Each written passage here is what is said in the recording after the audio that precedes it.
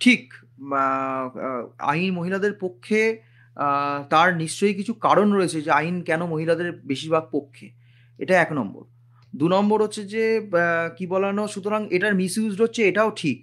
কিন্তু আপাতত এখন সেই যতক্ষণ না সেই বিষয়ে পুরুষদের ক্ষেত্রে যেটা মানে অনেক বেশিরভাগ পুরুষেরই বক্তব্য যে পুরুষদের ক্ষেত্রেও আইন আলাদা করে আনা উচিত। হ্যাঁ? সেইটা যতক্ষণ না আলাদা করে হচ্ছে ততক্ষণ আ এইটা মানে কিছু করার নেই। মানে এইটা এখন যেরকম প্রসিডিউর সেই অনুযায়ী চলবে।